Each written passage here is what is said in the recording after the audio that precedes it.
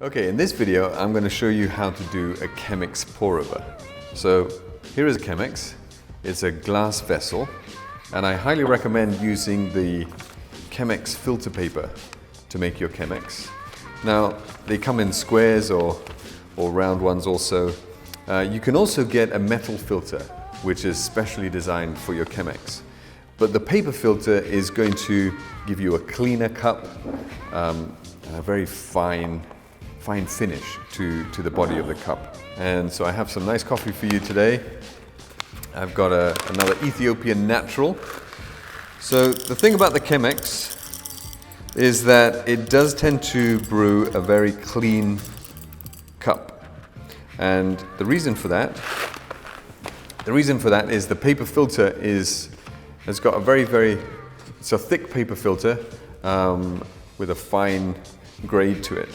So we're going to use a coffee which has generally quite a weak body.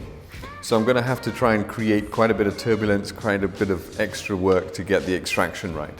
So we're starting off with a ratio of 1:17. That means 25 grams of coffee. And grind that up.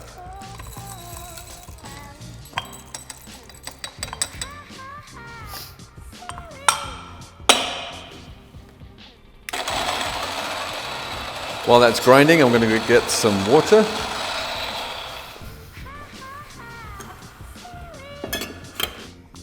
Ready for our coffee. Okay, let me give you a quick look at the grind size.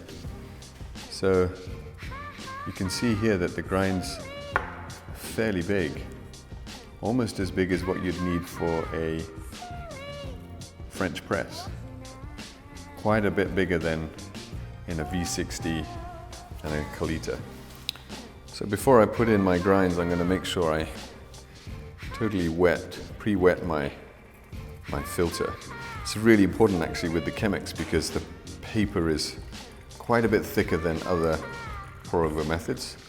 So I'm really going to make sure my filter paper is nice and soaked, pre-wet.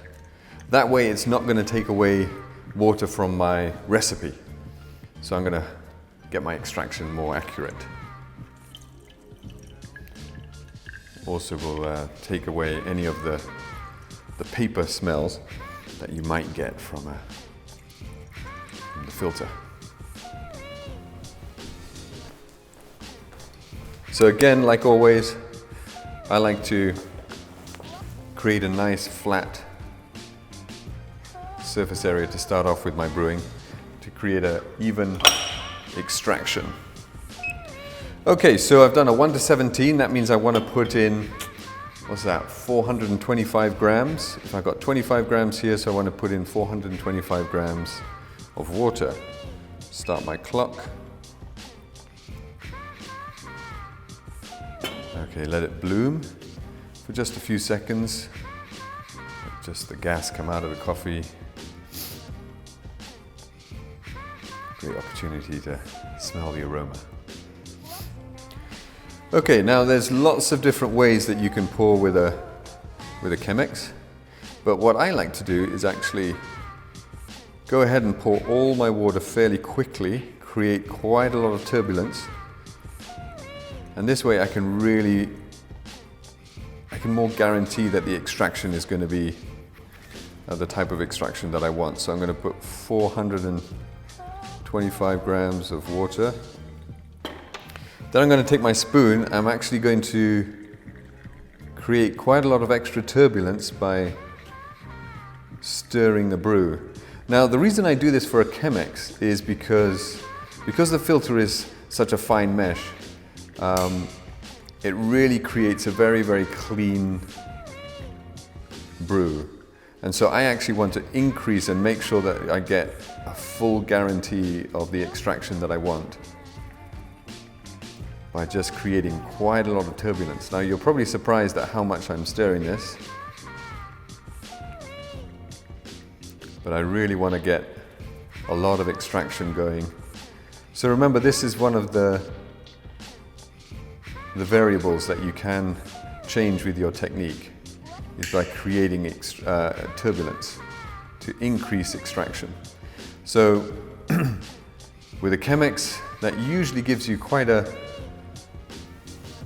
fine body and a fine cup, a very clean finish to the cup. So I want to increase that.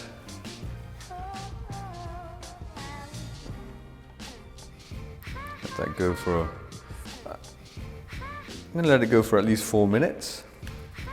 So just going to let that brew through. So I'm just going to preheat the cup. Pour some hot water in there. And that way, when the coffee goes in, none of the heat of the brew is lost with warming up the glass.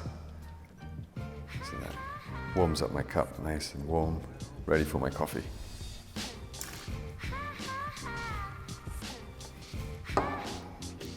Okay, we've still got a minute left with our brew here, so it's just going to get through the last bit of our coffee. Okay, so that's the Chemex is all, that's the brew finished, and I want to give you just a quick look. There you go, you can see the bed in the paper filter, all the water's drained through, and notice how there is some coffee on the sides, but not a lot, and I've got a nice flat coffee bed, which means that there's been an even extraction. Okay, so now we have our brewed coffee ready to try.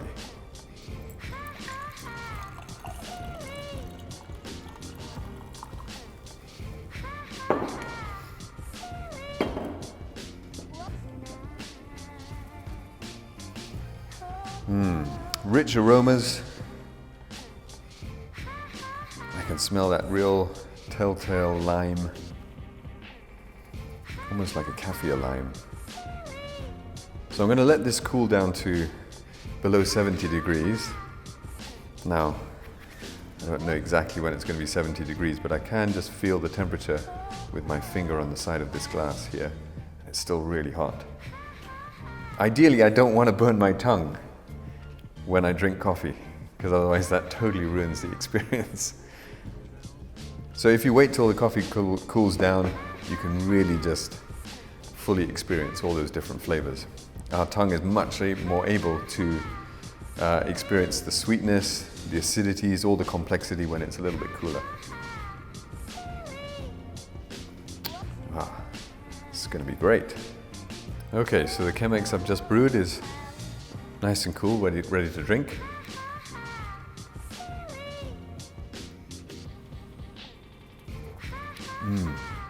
That's just what I expect from a Chemex, a nice smooth finish, nice and round. And because of that extra turbulence, I've managed to kind of keep that body.